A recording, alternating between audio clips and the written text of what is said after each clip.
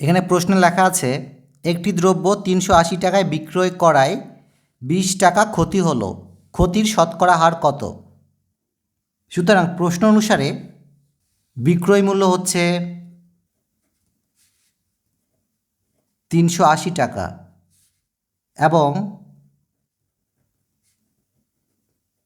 ক্রয় মূল্য হবে ৩৮০ যোগ ২০ টাকা,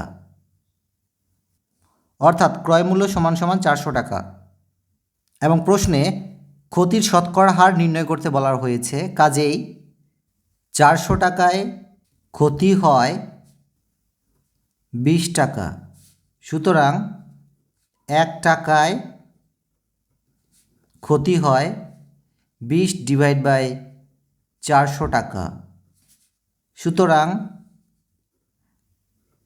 ১০০ টাকায় ক্ষতি হয় ২০/৪০০ মাল্টিপ্লাই ১০০ টাকা। এটিকে হিসাব করলে পাওয়া যায় ৫ টাকা। যেহেতু আমরা ১০০ টাকায় ক্ষতির পরিমাণ পেয়েছি ৫ টাকা, অর্থাৎ লেখা যায় শতকরা ক্ষতি সমান সমান 5%।